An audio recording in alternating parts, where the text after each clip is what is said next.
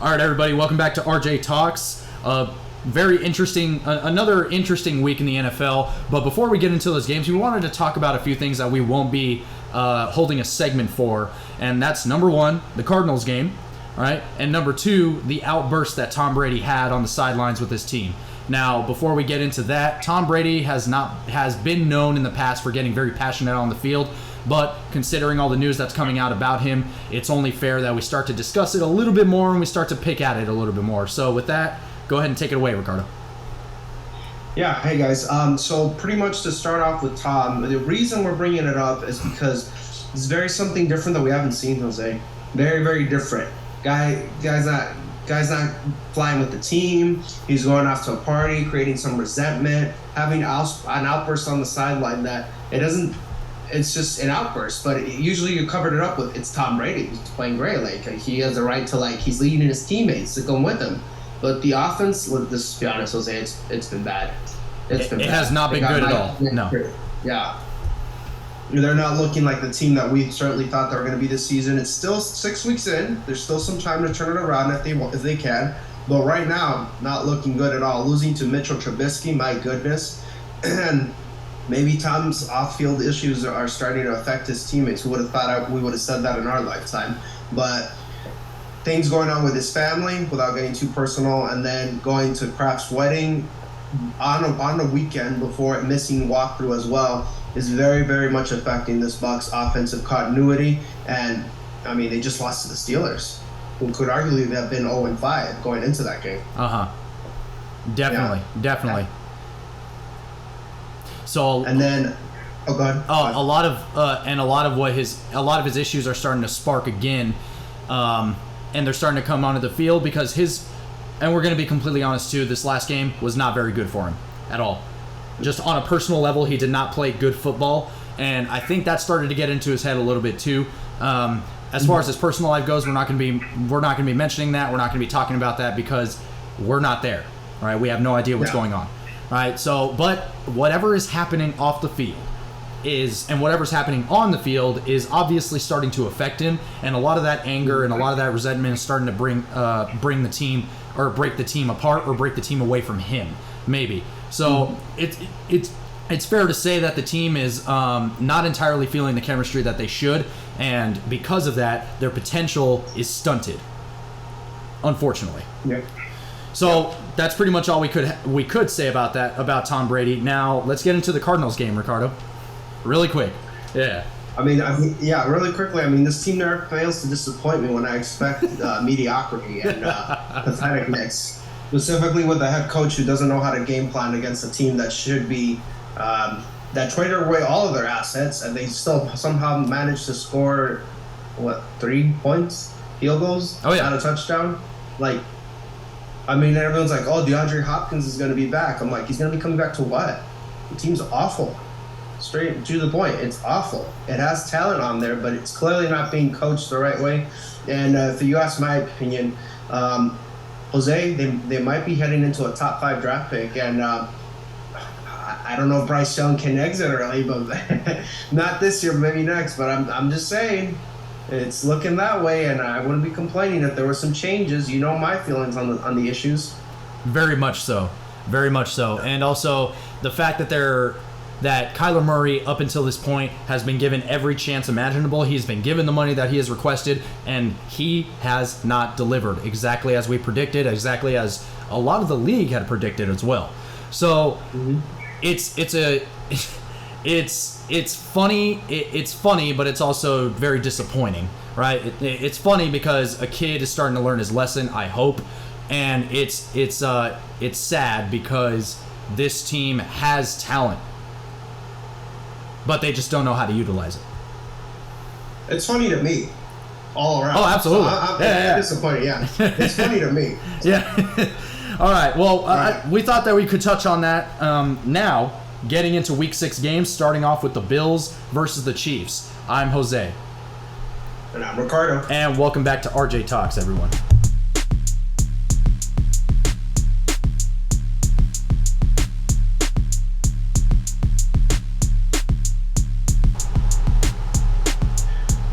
All right, everybody. Welcome back to RJ Talks. So we start out with this episode, starting off with the Bills and the Chiefs, much anticipated game for the very big dramatics in the playoff game that just happened, and it didn't not fail to disappoint him. They might not have scored as much, but there was definitely a lot of drama, a lot of interesting stuff going on, Jose. Just to say the least, I'd say this was a great game by Buffalo. Yes, they didn't score a lot of points, and yes, it took to the last second, but it's showing that defense toughening up. And specifically with their acquisition of Von Miller, making 2 key sacks to just enough to affect Mahomes that affected them on the final play of the game. I'll get into that a little more, but incredible game by the defense. I could not ask for something more. They kept everything in front of them. They forced the Kansas City Chiefs to march down the sideline, besides the Smith-Schuster long pass that he got. But Bills are killing it. They've been a little bit more balanced than Josh Allen. I'll say this. He's living up to the pressure being put on him. Absolutely. I mean, 340 yards, 3 touchdowns, 0 picks. Guy's playing unbelievable. And it's incredible to see. And here's how you know it's a good quarterback, Jose, as opposed to like quarterbacks relying on like a receiver. Yeah. Each individual touchdown was to a different receiver. Yes. Each one. Yes. Each one. And that's very underrated that people forget to notice, is that's how you know it's a good quarterback spreading out the ball, not just riding the coattails, unlike some down in Arizona who are waiting for their buddy to come back and decide not to be quarterback. Sorry. Going on to let's stay focused on this game, Jose. What did you think about it? What stood out more? I thought it was great. I thought it was very exciting football, and you will continue to get exciting football out of these 2 quarterbacks as long as they continue to be in the league. All right. So the way that I categorized this game was it was a game of inches for sure. Definitely. Mm-hmm. Yeah. And every play very much counted. It was like you and I playing Madden, Ricardo. So it's like now just to start off, the Chiefs defense did have a little trouble with the run and stopping the pass, definitely. However, Singletary did have a hell of a game. He truly did. Yeah. And what was very impressive about the entire thing was that Singletary was utilized frequently, but he was still a solid second down running back. All right. He still continues to be a solid second down running back, and that's just based off of this game's stats. He averaged 5 yards. He had 17 attempts, 85 total yards ran, and he even had a few receptions, four total. All right. And on the other side of the ball as well, we had the defense starting to step up, as you were saying, Ricardo. With that defense starting to step up, the Kansas City's offense is having a hell of a time trying to break through these guys, but he's still targeting his best guys, Travis Kelce being one of them. He was the biggest target. Yeah. Right? 8 receptions, 108 yards, 13.5 average yards in this game. I mean, I don't know about you, Ricardo, but this looks like wide receiver numbers almost. Yeah, he's averaging 13.5 yards per reception. That's crazy. Yeah, now. That's greatness. Yeah, that's greatness. Everybody knows who he's going to throw the ball to, and he still manages to put up those numbers. That's just straight up greatness.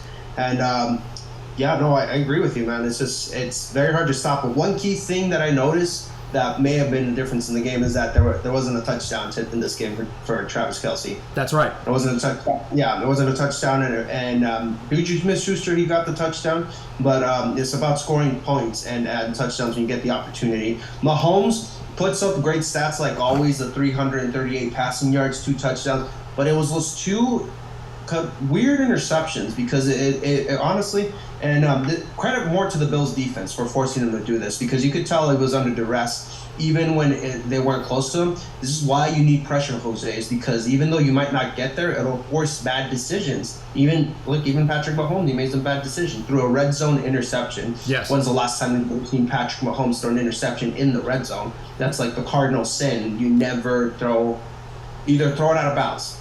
The guy's open or throw it out of bounds. Don't risk getting intercepted. Right. And I got to say it was a great play by the safety in the final possession from Kansas City, but still it came from pressure coming from Von Miller. Mahomes trying to do an out-of-position throw like always, and ended up biting him in the butt. They were able to take advantage and snag away that interception, which was the key moment in the game. Yes, definitely. That was the biggest play of the game, and that was the turning point for the Bills.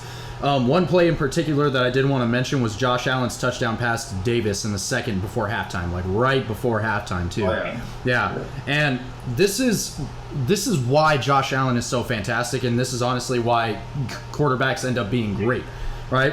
Not only was it very, very accurate, right? It was right in the breadbasket, as we call it, right? Because if I recall correctly, it was a long pass, right? So he had just the perfect amount of arc to get it right over the defender and right into Davis's hands.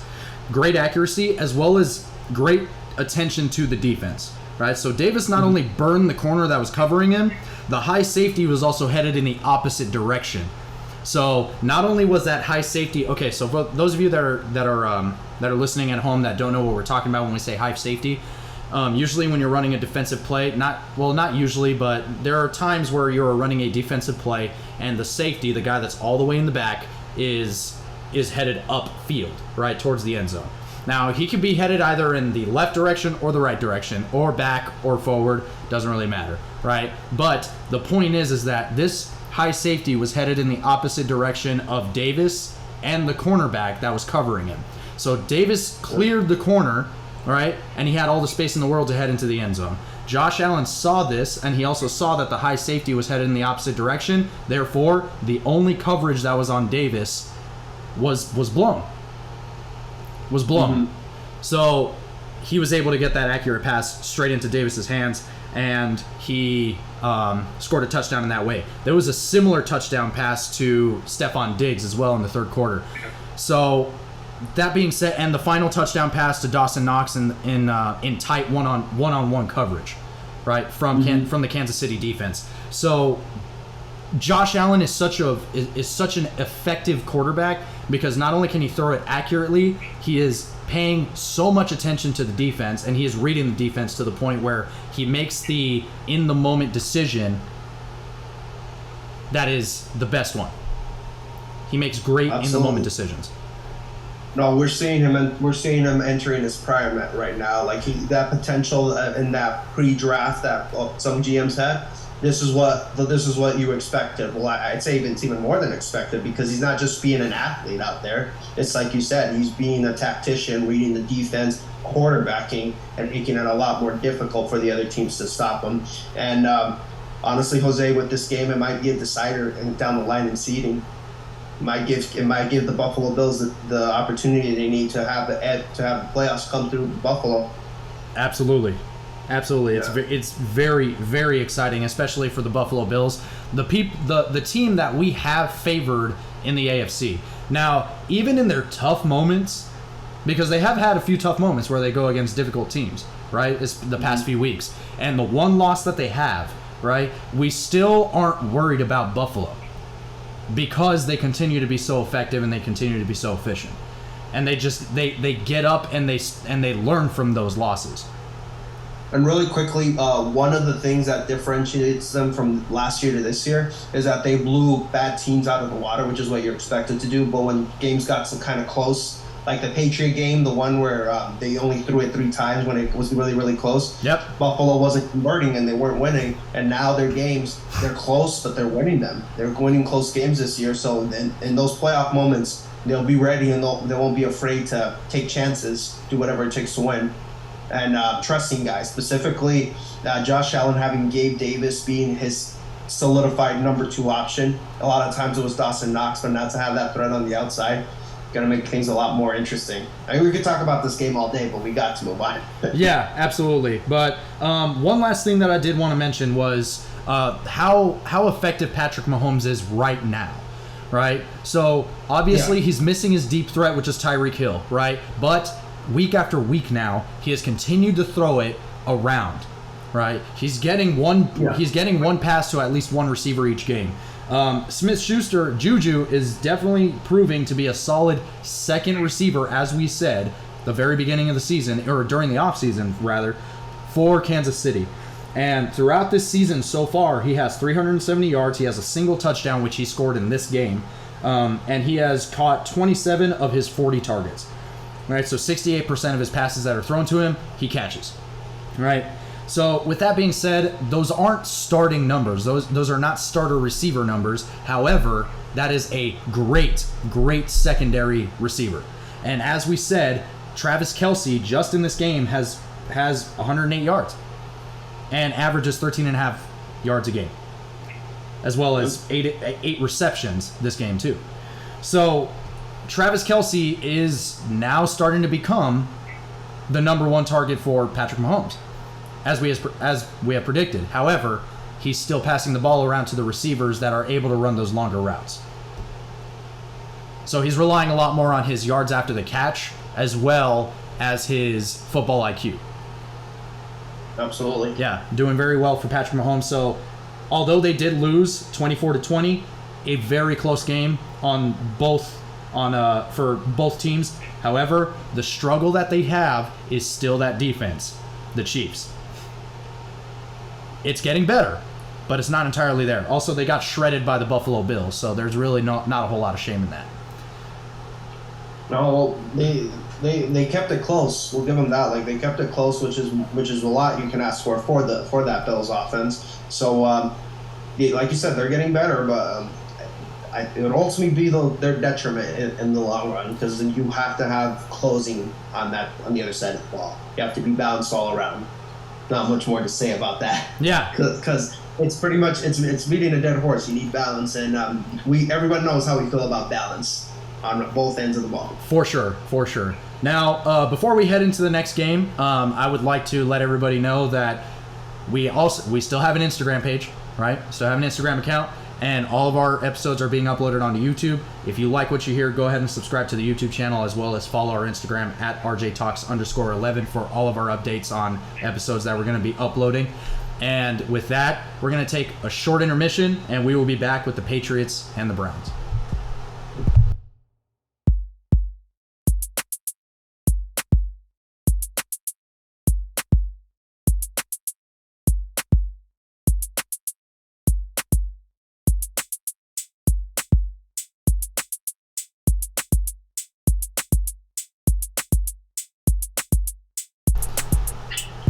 All right, Ricardo.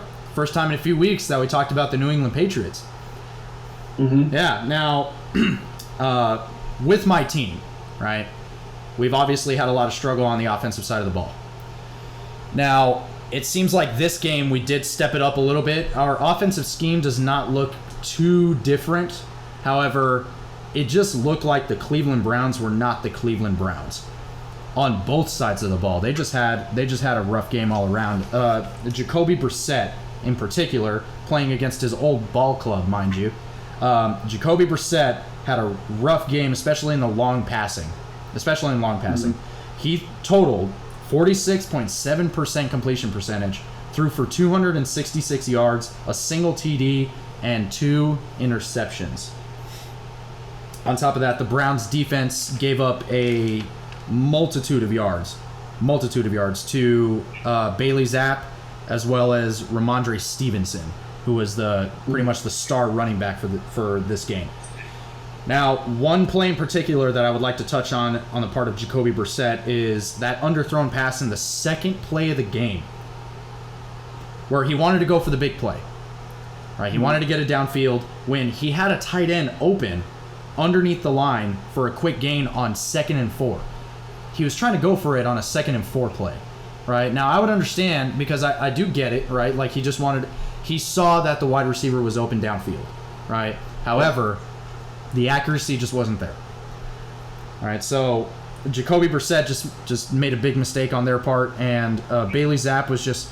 And another thing that I wanted to say, too, was that Bailey Zapp actually showed some pretty decent control under pressure, specifically in that all-out blitz that almost resulted in a touchdown. In a touchdown pass. And kudos to the Patriots offensive line, because even during that all-out blitz, only 2 defenders broke through.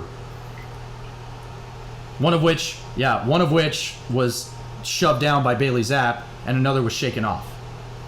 Right? So that Pats offensive line is doing a pretty decent job in protecting Bailey Zapp, right? Now, I'm not saying that Bailey Zapp is the next guy. That is not what I'm saying at all. Right? Because Bailey Zapp is Bailey Zapp, right? But the New England Patriots are also very good at breeding just decent quarterbacks for the most part. All right, so we'll continue to see how Bailey Zapp does. I mean, by next week, hopefully Mac Jones will be back, so we'll be able to see a lot more of him. All right, on top of that, too, the Browns had just all kinds of trouble blocking the run, and paid for it towards the end of the second quarter with that touchdown from Ramondre Stevenson. Right, the same problems that they were having last week against the Chargers. It seems like those problems stayed a lot, and then they started having problems with blocking the pass, even. And I also have to hand it to the Patriots defense this game. I mean, they blew them out of the water. 4 takeaways, 4 sacks. They held them to 4.9 yards per play and held Nick Chubb and Kareem Hunt to 68 yards rushing total. I mean, but did we expect any less from the Patriots defense? The defensive masterminds that are Matt Patricia and Bill Belichick. Yeah. Which is very interesting, too. The Pats' defensive line was performing very well against the Browns' offensive line. The Browns' offensive line just didn't seem to show up this game, which is very interesting because earlier in the season, during Week 3, right, we had the Steelers game, and Brissett was only pressured 12.1% of the time. So now I'm sitting here wondering what exactly happened with that Browns offensive line. Maybe you can help me in trying to explain this, Ricardo. Well, it's just a matter of coming up against some different types of defensive players. Going along with what you say with the defensive masterminds, Bill Belichick and Matt Patricia, one thing they are very known for is that they have big guys at the front seven. Very, very big guys. Like the D lineman, you got 300-pounders who can do anything. Judon, even though he's quick and he's got the moves, what is he, 260, 270? Like, oh yeah, no, he's a big man. Yes, he is. Big man at the edges, big man in the middle. Linebackers, not necessarily the prettiest, but they're very downhill and they can go all around it. And let's be honest, the Cleveland Browns offense is Nick Chubb and running the ball. Oh yeah. So this got to be the easiest game planning that Bill Belichick had to do, because not only is it mainly running the ball, and that's what you got to stop, but it's a player he formerly coached. Like, he used to be on the team. Like, you knew what his tendency was when he was going up. Right. So it's just an all-around great game plan by the New England Patriots, and executing. That's the most important part, is executing. You can have all the great plans in the world, but unless it happens, it doesn't matter. And like you said, that with the offensive line, it's just struggle when you don't know what you're expecting. And the thing is that Bill Belichick is very good at running complex defenses, is very good at hiding what's actually going on. And that can affect key pressures, because you don't necessarily have to blitz all the time, Jose. You just have to run key stunts to affect the offensive line and get them going. And that's part of the reason what was going on, is because you get so full, if you can't block the run, it kind of demoralizes the offensive line in general. And when they know they got an edge on you, like, kudos to the defensive line of the New England Patriots. You become a lot more aggressive and swagger as far as going for them after the pass. And Donovan's People-Jones, as much as I love him, like, he's not a number one receiver. Or Amari Cooper, he's okay, but he came down to earth in this game. Right. Like, Bill Belichick, when he was with the Cowboys, he's had Amari Cooper's number. So it's like, okay, I'm going to double Amari Cooper and then just force these other guys to beat me. And it was a great game. And let's be honest, when we first saw this game on the schedule, I believe maybe we thought Cleveland was going to take it. We would. We did. A lot worse than they do right now. And, I mean, 3-3 is not a bad place to be. It's not. It really isn't. Now, it's a step forward in the right direction. However, that offensive scheme is still what worries me, Ricardo. A lot of these receivers are running routes that are just so close to each other. It's easy for defenders for a good defensive core to stop these passing plays. Mm-hmm. And especially since the Patriots are just so reliant on yards after the catch as well as just getting the first down, how easy is it to stop that when all you're running are short quick passes, as well as play action here and there? I mean, all that I can say is that it was definitely a good performance by the New England Patriots, and the Cleveland Browns, having lost their third straight. Yikes! I mean, I'm not entirely worried about the Browns, but Browns fans, that's definitely something to focus on. It's definitely something to be concerned about, for sure. And I'm proud of you, dude, for mentioning the fact that there's still the same weapons, still running the same concept on the offensive side of the Patriots ball, but they had a good day today. Teams can have good days. We've talked about it. It's very hard to lose all games or to be completely awful. Not saying that the Patriots are, but like every team has their day. This was definitely the Patriots' day, and we'll see how they react. I mean, Bailey Zappe's new. Give him a couple weeks, like maybe a month, and D coordinators and start to realize what you're doing. It's all about adjustments. Exactly. And good for the Patriots, but that doesn't change my mind about how I feel about how their future is going to look like, playoffs and whatnot. Absolutely. Yeah. So with that, let's go ahead and move on to our next game then. So that'll be the Jets versus the Packers. This was a shocker. This was a big shocker, actually. However, the big thing that we have to talk about is the New York Jets' defense. Yeah, no, absolutely. I mean, what do we say, dude? When the draft first started, it's Sauce Gardner, man.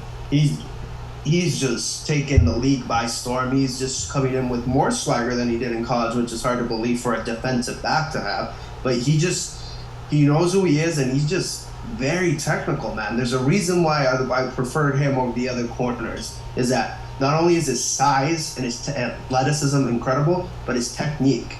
Like, there's a reason why that Cincinnati D team last year in college was like one of the top defenses in passing the ball. I mean, I could talk on and on about what he did successfully, but it's just let me give credit to other positions for the defensive side of the New York Jets. Their front seven is playing outstanding football. They're playing old school Rex Ryan football where they just stop the run first, and then they can get some chances on specifically applying pressure.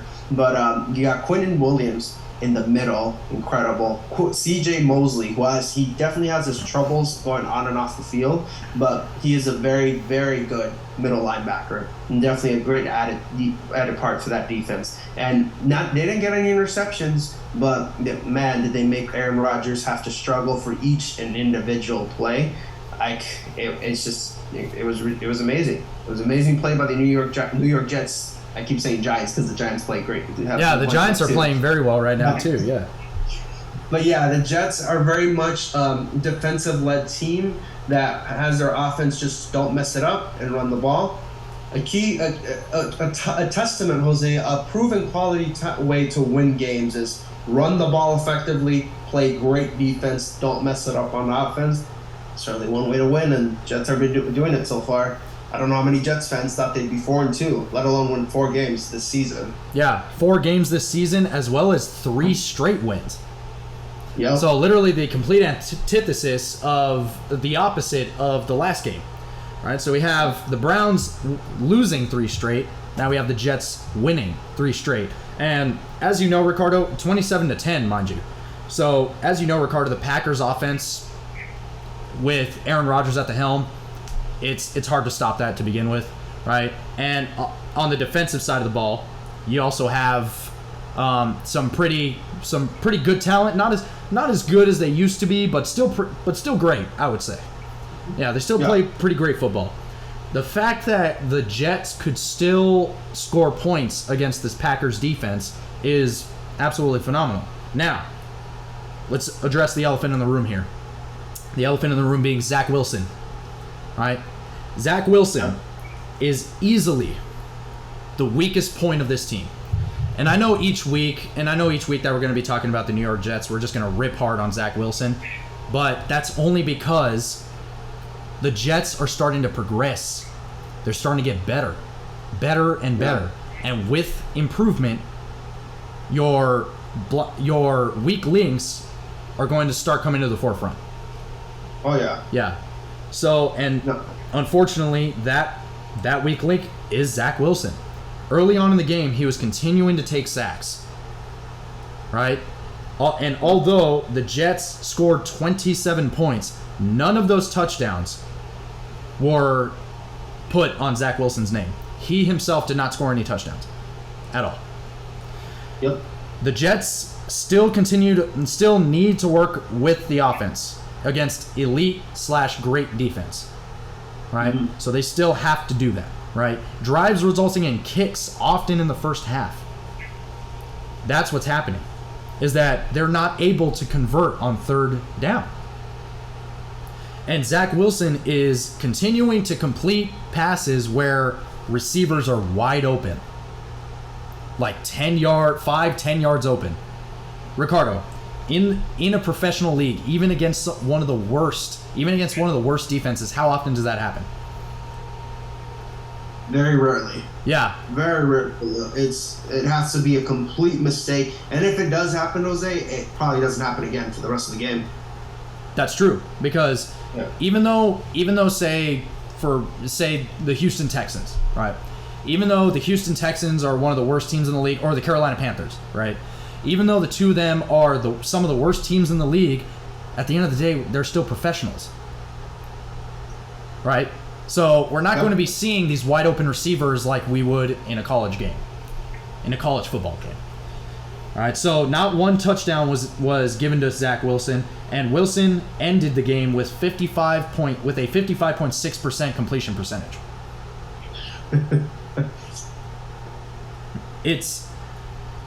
I'm sorry, Jets fans, but it's really not looking like he's their guy. It's really not looking that way. Oh no, who could have thunk it? A guy who struggled with elite competition in college is struggling against NFL talent. I mean, I'll give him this, Jose. He's okay winning by any means necessary, but that doesn't help if you can't be the reason that they win. I mean, you nailed it right on the head, dude. This Jets team's progressing a lot more quicker than we thought they would. What did we say early on in the season? They have good young talent, young guys that always take some time for them to gel and develop. They're doing it. They're gelling quicker, developing quicker, and it's gonna be very obvious when you got C.J. Uzomah, Garrett Wilson, Corey Davis becoming a somewhat reliable guy. Braxton Berrios kind of like a slot guy. It's going to be very obvious when they're like, man, I mean, we feel pretty good. Why aren't we scoring touchdowns? And there's Zach Wilson missing passes, or getting sacked, or not reading the right read on the play, or waiting for the receiver to be wide open to throw on the ball. I mean, it just makes me laugh because it's just we hope the Jets eventually hit on a quarterback. I mean, can you imagine? I keep saying this, but I'm going to keep saying it. Can you imagine Chad Pennington on this team? Oh my goodness! Like a healthy defense. A healthy Chad Pennington. Yes. He was the last very good quarterback that the Jets had, and just to give you guys some perspective, if you don't know who Chad Pennington is, Chad Pennington was drafted the same year as Tom Brady in 2000. The last good quarterback that the New York Jets had. So we're hoping that the New York Jets offense gets it together, specifically the quarterback. All right. Now, is he going to do it this season? I don't think so. I personally don't think so. And let's be honest, Jet fans, you guys will probably fall down to earth coming soon as well. But I'll give them this: they might be getting, if they keep it up, they could put themselves in a position to have like a 500-ish record. Looking like having a decent record on a decent team. I mean, 4 wins already. Even if they only win like three more or 2 more, it still puts them ahead than what we thought they were going to be. Oh, yeah. I would say compared to last year, their season's a success so far. For sure. Okay, so that's all we can say about the Jets and the Packers. We're going to be taking a short break, and then right after that, we're going to be talking about the Bengals versus the Saints, and finally, the Philadelphia Eagles continuing to be elite versus the Dallas Cowboys. Do not go away.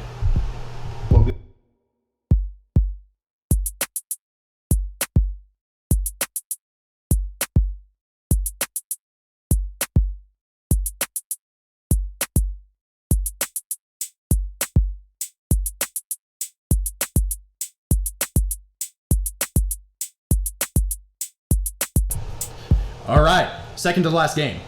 The Cincinnati Bengals versus the New Orleans Saints. another very close game. 30-26, the Bengals ended up with the victory. Now, to comment on the New Orleans Saints, Alvin Kamara is continuing to be the number one target for Andy Dalton. All right, he had 19 attempts, 99 yards, and averaged 5.2 yards. And the Saints defense is very interesting as well because it seems like they just took a downhill. They're on a downward spiral.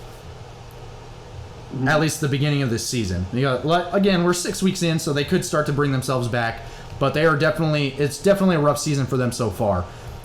This is according to Sportsnot. I had read some stats off of there.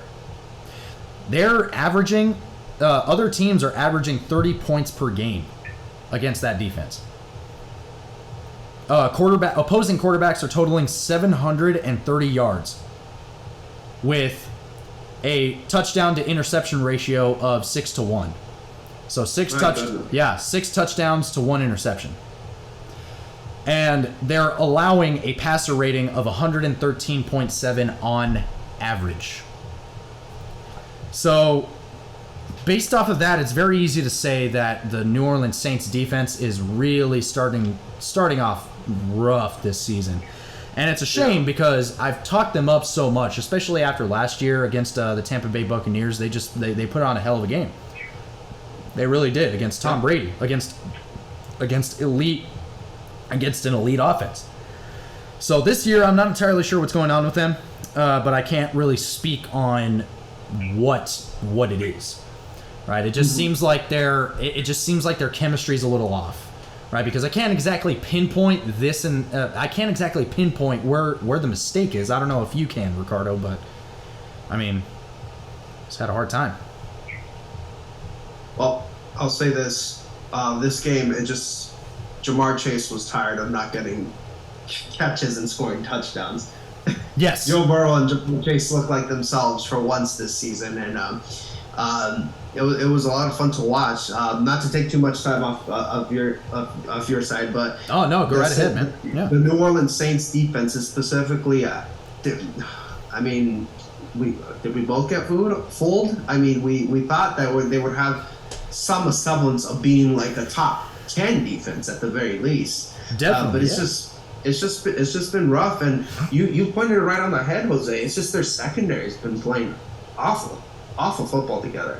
Like awful. It's just they have not matched the intensity. And I'll say this for last year's Saints defense. I mean, they could cover better, and that's saying something because they have Honey Badger and they got Chris Harris Jr. on that team. Yes. So it's just very, very weird. Very, very weird for this Saints defense as far as how they're going. I mean, they got their sacks. They got Joe Burrow 3 times, but after that, the Bengals just kept on rolling down them. Even running the ball a little bit successfully. Well, not even. Well, I would say successful, even though it was 8 carries. Joe Mixon with his 45 rushing yards. True. And Joe Burrow scoring a touchdown rushing the ball. It's just... I mean, I thought they were going to be bad with Jameis at the helm, but their defense not playing well, it's not looking too good. Like we said, it's early on. Teams can still turn it around. But based on the Saints' offense, I mean, their identity, you said it, is their defense. That's their identity. That's what their identity was last year. That's what their identity was going to be this year, was this defense. Yeah. And they're not here. They're not playing up to what they – I mean, I'm not going to disrespect like Cam Jordan or Honey Badger. They haven't lived up to how good they can be. The hype definitely precedes them, for sure, especially this season. So that's why it's just – well – correct me if I'm wrong, Ricardo, but historically speaking, stuff like this just doesn't happen. You don't go from being a top 5, top 10 defense one year, and then the next year all of a sudden just implode. I'm not entirely sure, especially after adding talent in Honey Badger. Oh, absolutely! Like you nailed it, dude. There's not a bad downfall, but there's chinks in the armor here and there. Like, I'll start off with a good example. Legion of Boom, some chinks in the armor. Oh, they won the Super Bowl. Oh, Brandon Browner left. Oh, Cam Chancellor's having some concussion problems. Richard Sherman's getting called for some penalties here and there. Yeah. There's little bits of things going on, but it wasn't a straight downfall year after. And that's a great defense. One of the great defenses in this modern era. When I mean modern, I mean like 2010 and beyond. Right. When the passing league just became the NFL. So, no, you're definitely right. Something is going on with that Saints defense. And I'll give them this. The Saints offense did score points. They scored above 20 points for once and left it up to the defense to hold the game. If I remember correctly, Jose, they were up 26-21 in the fourth quarter. I believe. New Orleans Saints. If I remember correctly, yes, they were. Yeah, the Saints did hold the lead for a while. Yeah. Yeah. So when you have the lead, you got to finish the game. That's all it comes down to it. For sure. Now, granted, the momentum does shift quite often, especially in a regular season game, and especially two teams that are struggling, right? Yeah. And I'm not saying that either one of these teams are bad, but they definitely have more struggles than the average team does this season, right? Especially for the Cincinnati Bengals, who just came off of being the Super Bowl runner-ups from last year, having one of the most elite one of the most elite offenses last year, averaging numerous amounts of passing yards. I mean, running the ball very effectively. So it seems like, yes, the league is catching on to them, but it's one thing for the league to catch on to you and for you to adjust to what the league is giving you, but it's a complete other thing to continue to add talent to places like the offensive line and to just completely botch it. Internal mistakes versus external pressure. So, yeah. As far as the Cincinnati Bengals go, they're coming out of it, right? They're bringing some wins under their belt. This is the second win that they've had, right? This is the second win that they've had in the last 3 weeks. They did lose to the Ravens last week, if I remember correctly, but they played decent football even last week against an elite offense, arguably the best quarterback in the league. So, absolutely. Yeah, so even now, the defense still delivered on the New Orleans Saints part, but even then, they allowed the New Orleans Saints offense, of all offenses in the NFL, to score 26 points on them. So, yep. It seems like the Cincinnati Bengals so far have been hot and cold. I think that's a pretty fair, that's a pretty reasonable place to put them in. Absolutely. The only hope that I get, because specifically the offensive line, you're 100% correct, Jose. They're not going to go anywhere unless that offensive line protects Joe Burrow and runs the football more effectively. Is that sometimes history throughout the NFL, offensive lines do take time to gel and mesh and develop. Like, not every offensive line can be like the Tampa Bay Bucks, where, all right, we're getting Tristan Wirfs on the right tackle, and Donovan Smith has been okay. We're just going to be great and protect our statue in the pocket, which was Tom Brady. It takes time. It takes some time. So that's my only hope, is that that's the only thing that's keeping me hope for the Bengals winning the division, like I predicted, is that they're still 3-3. The Ravens lost 2 for whatever reason, and they still have a chance if they get a tie. If they have similar records and they split like we predicted they would. I'd say the Bengals still have a chance to win out in that division, but like you said, they gotta adjust, dude. They have to adjust. You can't just rely on hitting lightning in a bottle every other game, like being incredibly explosive and effective. It just doesn't work like that. I mean, even the Peyton Manning offenses throughout the 2000s, they had their slow games. They had their slow games where everything wasn't easy and they didn't score touchdowns. They had to have effective game plans. And this is the defeat of Zach Taylor, dude, is that you have these amazing athletes, but why is it that it's all deep passes? All deep passes. Why can't you run some concept routes where it's pattern routes going across the middle, where you force someone to either take Chase or Boyd, and then have Higgins on the other side of the field running a 5-and-out or a flat route to check down? You have the talent. You have the talent around them. And I don't mean to ramble on, but my point is that for the Cincinnati Bengals, if they don't want to be the same old Bengals, they can't be what other teams have failed to adjust in the past, the Super Bowl losers. Once they went to the Super Bowl, it went downhill. I have faith that the Cincinnati Bengals team has the opportunity to make the playoffs again this year. Now, not necessarily make it to the Super Bowl, but be consistent, win the division, and start a new era of making the playoffs and setting a new standard. Throughout the season, they have the opportunity to do that with how hot and cold the AFC North is right now. So they most definitely have the opportunity to jump up in the ranks and take the division. Right? At the very least take that. Now, I have more to say about this game, but honestly, it's only going to be redundant, right? So I think that is a fantastic segue. You were saying things along the lines of the Bengals offense has to adjust, Joe Burrow needs to be more adaptable, and the offensive line needs to protect him. And I think that is an apt description for the Philadelphia Eagles. The Philadelphia Eagles offense. So with that, I think this is a great time to move on to the Philadelphia Eagles versus the Dallas Cowboys. Ricardo, you wanted to take the lead on this one, so let's jump into it. Absolutely. No, absolutely. Here's another example of one of the teams that decided they've just been hitting everything all around the heads, Jose. They get their weapons and they're using them effectively. And what did we talk about in the summer? In those dog days when we were like, okay, what are we going to talk about? Like, is that? When we were talking about this Eagles team, we were like, you know what? Like, I forgot they made the playoffs last year. No, they got A.J. Brown.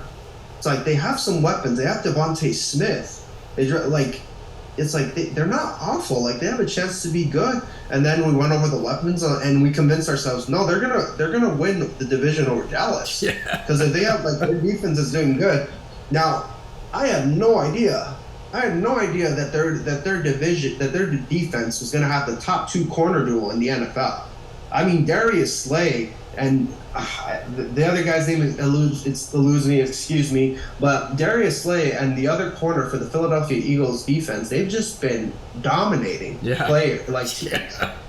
dominating, and it's not against that competition like they've gone against the Vikings. They stopped the electric Kyler Murray with the Cardinals. I mean, they've been in close games. They've been able to pull out some road wins. But I want to talk about this game specifically about Jalen Hurts. This was a tough game. He got sacked 4 times. He got pressured a lot of times. Did he panic? No. He stayed with his progressions. He waited for opportunities to come. And when it looks like it was going to be close, Jose, when it looked like the Dallas Cowboys might potentially come back and win this game, he drives him down the field to score the touchdown that ended up winning the game. Yes, sir. And what impressed me about it, Jose, is that you nailed it perfectly with the Bengals reference, because the Bengals are still the Bengals from last year. This Eagles team is using their weapons whatever they need. How many times did we see last night A.J. Brown motioning or Devontae Smith motioning and trying to create some separation for some quick pass plays and stuff like that? And then a stacked, this is what I loved about the last touchdown, Jose. It was a stacked double tight end power run. Play actions, like we're going to run this down your throat. They have A.J. Brown coming across the formation to try to block, to make the intention that they're going to do a toss play. And they have Devontae Smith going like he's going to block inward and then go back out to the corner of the end zone wide open. That was beautiful execution and game planning. And it looked like they were saving that play for a while, because this is what happens when you're a balanced team and you run the football. You get good chances at play action. So if you line up like you're going to run the ball, this is a run formation, but you protect, but then you actually pass, you get plays like that. And then wins football games against a division rival who had, this was a close game. Like, both teams are having hot the momentum. Whoever won this, like, okay, it looks like this team might win the momentum. What bothers me about this, though, Jose, is a lot of people are saying, like, Dallas, oh, this is a moral victory for Dallas. They were close. Like, they did good. Like, they have a chance to, like, they're still a top team in the NFC, blah, blah, blah, blah, blah, such and such. They turned the ball over a lot. And Cooper Rush finally came down to earth. Came down to earth with what was going on with the Cowboys. 3 interceptions. Like, it's just, like, that's realistic. That's who the Cowboys are. That's what they're going to be.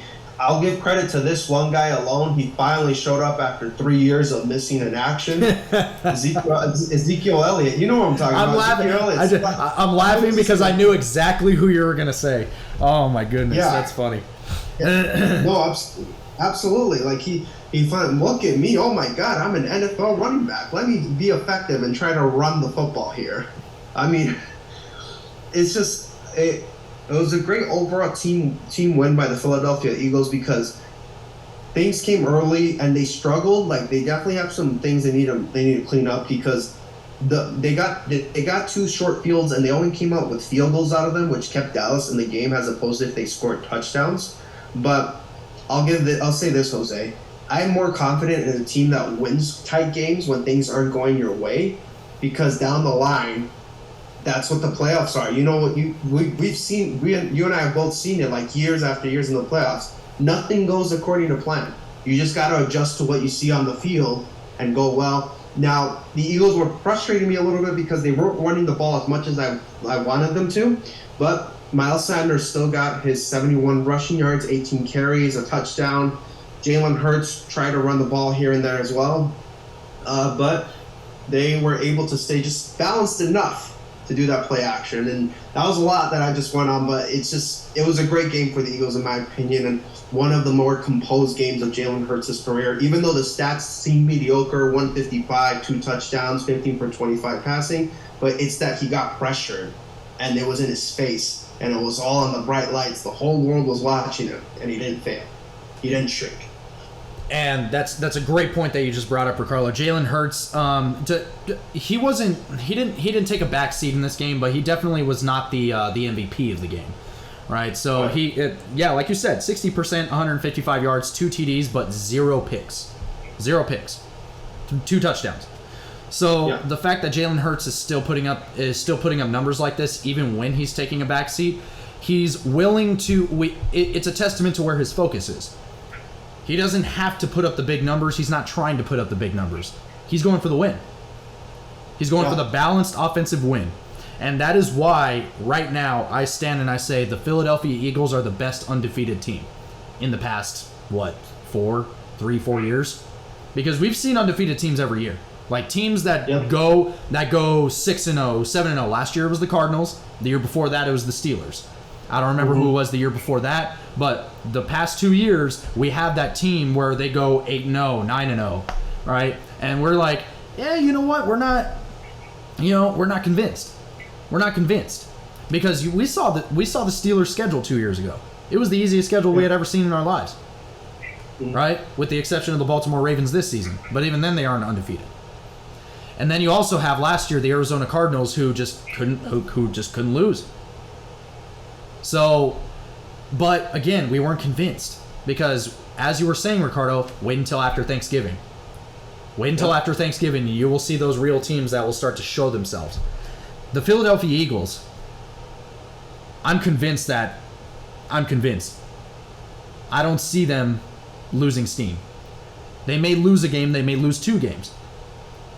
But even then, I'm convinced that the Philadelphia Eagles have earned their undefeated streak. Truly, because they are going up against a great defense in the Dallas Cowboys. We have to give the Dallas Cowboys credit. One other good thing that happened was the Dallas Cowboys lost. We have to say that. And but their defense is solid for sure, and they have shown themselves these past 3 weeks, right? But even then, the Philadelphia Eagles have still shown great run game against that Dallas Cowboys defense, as well as a great passing game, right? Because their offensive scheme is so well planned and is so well executed. Now, granted, their running stats were 136 yards combined between the offensive backs, right? They didn't put up huge numbers, but they were still effective in running the ball, right? As well as Jalen Hurts, he was effective in passing the ball. He was effective at running the ball himself because he has shown himself to be a solid running quarterback as well. Not the fastest, but still good, right? Mm-hmm. Now, although giving more credit to Dallas, the second half, they did come back with some pretty decent passing game, but by then it was too late.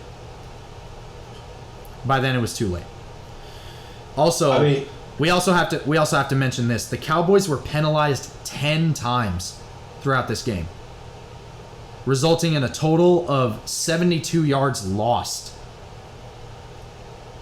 I mean, that's the silent I say that is the silent killer, because not a lot of people really look at that. They look at how the team lost in the sense that, they just didn't throw enough touchdowns, didn't run it enough, they didn't run it well, they didn't pass it well. we can't forget that being penalized that many times and losing that many yards takes a toll on you. Also, when it happens, Jose, the Eagles were up 7-0.